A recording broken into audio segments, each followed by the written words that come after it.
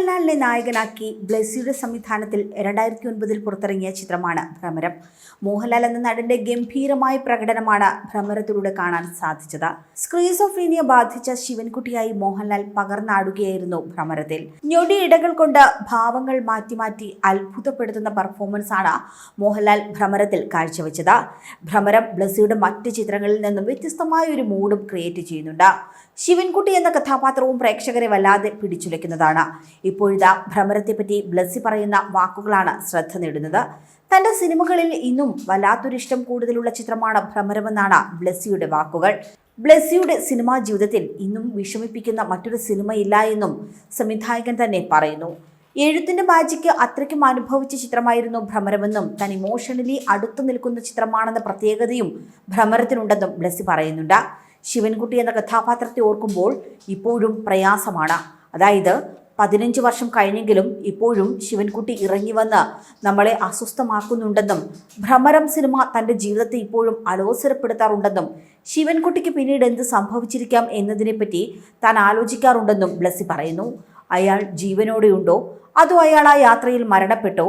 ജീവനോടെയുണ്ടെങ്കിൽ എങ്ങനെയാകും ഇപ്പോൾ ജീവിക്കുന്നത്? ആരോടും മിണ്ടാതെ മറ്റൊരു മോശം അവസ്ഥയിലാകുമോ എന്നൊക്കെ താൻ ചിന്തിക്കാറുണ്ടെന്നും ബ്ലെസ്സി പറയുന്നു. പ്രതികാരത്തിനായി ഒരാളെ കൂട്ടിക്കൊണ്ടു വന്നിട്ട് പോയി രക്ഷപ്പെട്ടോ, ഞാൻ എന്തെങ്കിലും ചെയ്തു കളയുമെന്ന് പറയുന്നത് ലോക സിനിമയിൽ തന്നെ ആദ്യമാവും. കുറ്റവാളികളുടെ അടുത്ത് ക്ഷമിക്കാൻ കഴിയുന്ന തരത്തിലേക്ക് ഒരു വലിയ മനസ്സിന്റെ ഉടമയാണ് ശിവൻകുട്ടിയെന്നും ഭയങ്കര ഡൈനാമിസമുള്ള കഥാപാത്രമാണ് ശിവൻകുട്ടിയുടേതെന്നും അക്ഷരങ്ങൾക്ക് അത്രയും അധികം ഭാവപ്പകർച്ച നൽകാനായിട്ട് മോഹൻലാൽ എന്ന് പറയുന്ന ഒരു വലിയ നടന് സാധിച്ച ഒരു സിനിമ കൂടിയാണിതെന്നുമാണ് ബ്ലെസ്സി പറയുന്നത്. ഭ്രമരം റിലീസായിട്ട് 15 വർഷമായെന്ന് മുരളി ഗോപി പറഞ്ഞപ്പോഴാണ് താൻ അറിഞ്ഞതെന്നും ബ്ലെസ്സി പറയുന്നു. മുരളി അക്കാര്യം തന്നോട് പറഞ്ഞതിന് ശേഷം 15 വർഷം കഴിഞ്ഞിട്ടും ശിവൻകുട്ടി പലപ്പോഴും യാഥാർത്ഥ്യത്തിലേക്ക് കടന്നു വന്ന് തന്നെ അസ്വസ്ഥനാക്കാറുണ്ടെന്ന് പറഞ്ഞ് മോഹൻലാലിന് വോയിസ് മെസ്സേജ് അയച്ചുവെന്നും ബ്ലെസ്സി കൂട്ടിച്ചേർത്തു.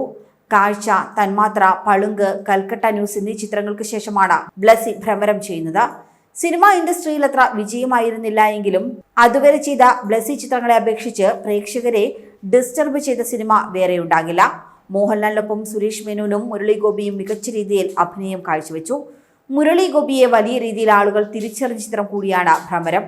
അതേസമയം വളരെ കുറച്ചും സിനിമകൾ മാത്രം ചെയ്ത മലയാളത്തിലെ മികച്ച സംവിധായകരുടെ പട്ടികയിൽ ഇടം പിടിച്ചയാളാണ് ബ്ലെസ്സി. പത്മരാജന്റെ അസിസ്റ്റന്റായി തൂവാനത്തുമ്പുകളിലൂടെയാണ് ബ്ലെസ്സി സിനിമാ മേഖലയിലേക്ക് എത്തിയത്. മമ്മൂട്ടിയെ നായകനാക്കി കാഴ്ച എന്ന ചിത്രത്തിലൂടെ സ്വതന്ത്ര സംവിധായകനായി. 20 വർഷത്തെ കരിയറിൽ വെറും 7 സിനിമകൾ മാത്രമാണ് ബ്ലെസ്സി സംവിധാനം ചെയ്തത്.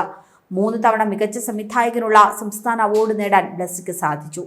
16 വർഷത്തെ പ്രയത്നത്തിനൊടുവിൽ തിയേറ്ററുകളിലെത്തിച്ച ആടുജീവിതം ഈ വർഷത്തെ ഏറ്റവും വലിയ വിജയങ്ങളിലൊന്നായി മാറിയിരുന്നു. കൂടുതൽ വാർത്തകൾക്കായി B4 Blaze ഫോളോ ചെയ്യൂ, സബ്സ്ക്രൈബ് ചെയ്യൂ.